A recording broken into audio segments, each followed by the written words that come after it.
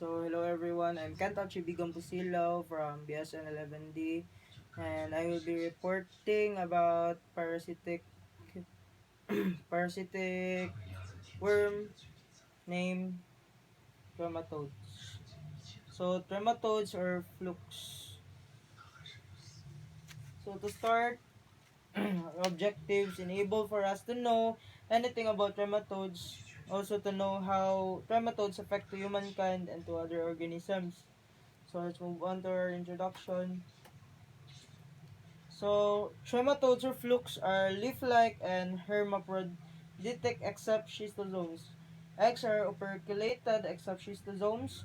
Infective stage to the final host is the metacercaria except schistosomes. And trematodes or flukes records two intermediate hosts except schistosomes. And next is trematodes or flukes are the flukes or trematodes are long-lived parasites that can cause human disease by mechanical obstruction and by inciting local inflammatory response in affected organs. And also, trematodes are a group of parasites that can cause chronic infections with many important long-term consequences. So, let's move on to the classification of trematodes. So, trematodes have four classifications. And to start, first is blood flukes, next is liver flukes, next is lung flukes, and lastly intestinal flukes. So thus, this mentioned are based on their habitat. Later in this report, I will discuss their habitats. So let's move on to the intermediate host of the trematodes or flukes. So first intermediate host is the snail, then followed by the second intermediate host are the following: Fasciola hepatica, Fasciola gigantica, Fasciolopsis busci, or what we call a species of plant, Heterophis, Chronorchis sinensis, Opistorchis pilineus, or a species of fish, Parnemus westermani, or a species of crab. So let's move on to the habitat of trematodes. So first habitat is the liver. So first is Fasciola hepatica, or sheep liver fluke. Temperate liver, or commonly vector, is the sheep. Fasciola gigantica, or giant liver fluke. Tropical liver fluke, or commonly the vector, is cattle. Clonorchis sinensis, Chinese liver fluke or oriental liver fluke. This is most important liver fluke of the man. Opistorchis filineus, or cat liver fluke, common vector, are cats. So next habitat is the small intestine. So first is Fasciolopsis busci. It is the giant intestinal fluke and also the largest fluke parasitizing man. Next is Echinostoma elocanum, the Gerson's fluke, and lastly the heterophis or von Schaebold's fluke. It is the smallest fluke parasitizing man, but note it is the deadliest fluke, the heterophis. So next habitat is the lungs. We have here Paragonimus westermani, or oriental lung fluke. So let's proceed to the blood flukes, or commonly what we call the schistosomes. So schistosomes or blood flukes, this is his characteristic. It is cylindrical, separation of sexes. The eggs are non-operculated, and infective host is Cercaria, and only one intermediate host. So next is classification of schistosomes. First is Schistosoma japonicum, or oriental blood flukes, cause Katayamas disease. Next is Schistosoma mansoni.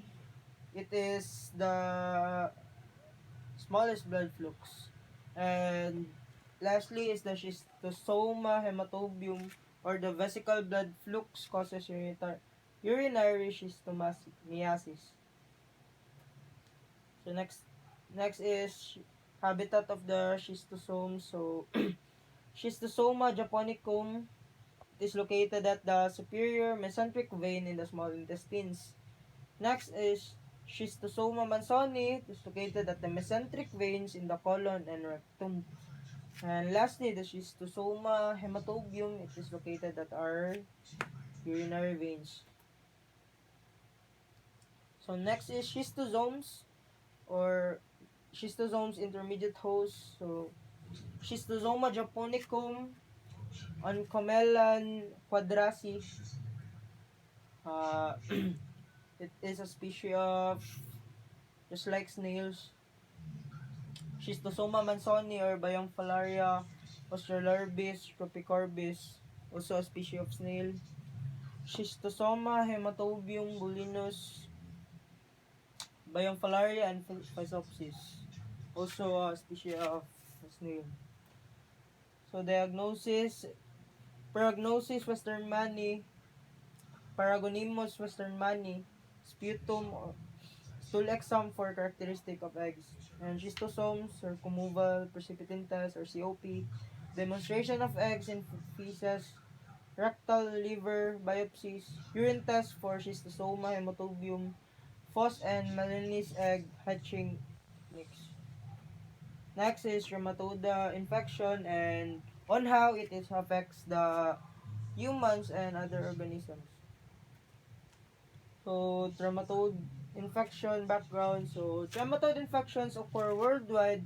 Trematodes, also called flukes, cause various clinical infections in humans. The parasites are so named because of their conspicuous suckers. The organ's attachment, trematos, means pierced with holes. All the flukes that cause infections in humans belong to the group of the genetic trematodes.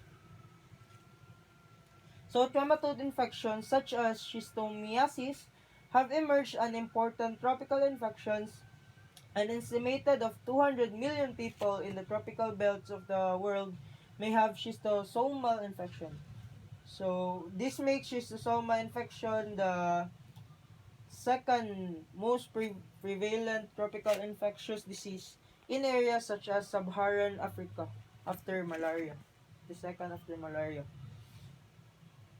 So, background continuation, depending on the habitat in the infected host, flukes can be classified as blood flukes, liver flukes, lung flukes, or intestinal flukes. This is the classification of trematodes according to habitat. So, the flukes that cause most human infections are schistosoma species, like blood fluke and Paragonimus westermanni or lung fluke, and Conortis sinensis or liver fluke. Other less are important flukes include the liver flukes, Fasciola hepatica, and Opistorchis veerineri. And the intestinal flukes, Fasciolopsis busci and Heterophis, and Metagonimus yokogawai. So next is move on to the symptoms of Trematoda infection. Blood flukes, schistosoma, hepatobiliary flukes, sinensis, and lung flukes can be associated with major systemic pathology, whereas Heterophis, Fasciolopsis busci, and Echinostoma usually cause gastrointestinal symptoms such as diarrhea, anorexia, and abdominal pain on only in heavy infections. So, schistosomes. So, schistomiasis is caused by blood flukes trematodes belonging to the genus Schistosoma. Humans are infected through contact with schistosoma-infested water. A multitude of clinical manifestations are associated with schistosoma infection. In humans, the nature and severity of symptoms are determined by several factors, including the schistosoma species, the stage and intensity of infection, and the immune status of the infected individual. The symptoms of urinary and gastrointestinal schistomiasis are readily recognized, whereas ectopic forms, including dermatocystomiasis, often present at a greater diagnostic challenge. Familiarity with the clinical manifestations of all stages and presentations of cutaneous and schistomiasis is essential for optimal therapeutic management.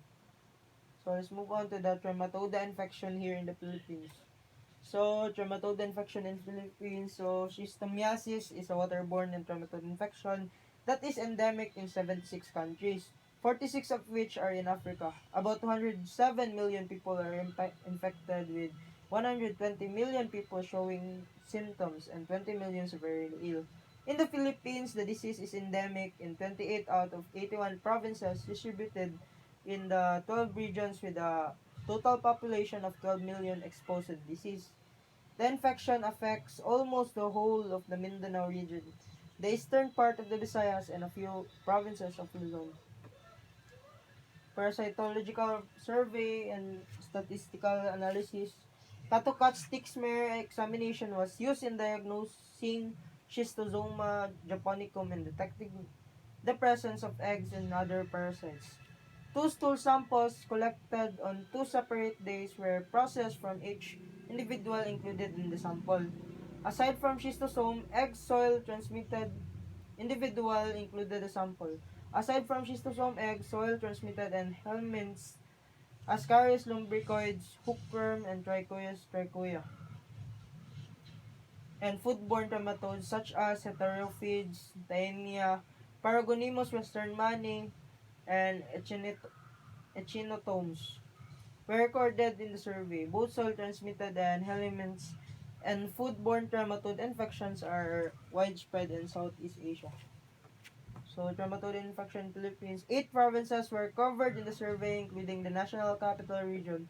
The average response rate at 73.02% was the highest among the 4 phases, with the Mindanao survey second of 70.9%, and the Visayas survey last at 32.2%. Maguindanao registered at 45.2% response rate in spite of the peace and order problem in the province.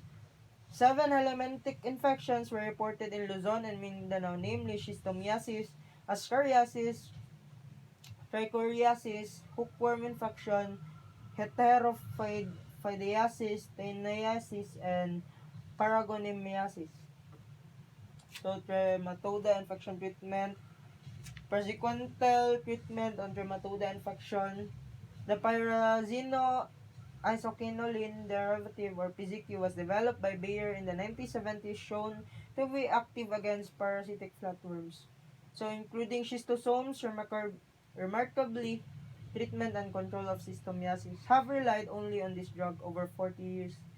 In animal tests, PZQ showed that minimal toxicity and genotoxic risks were detected in assays for multigenicity.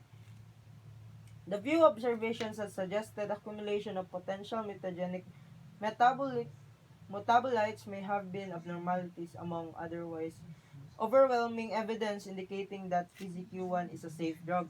Generally, PZQ1 induces only mild and transient side effects, if any. The frequency, most severe side effects of bloody diarrhea or edematous urticaria observed in the areas with high intensities of infection may be due to the release of antigens and other metabolites of dying worms. So, the end.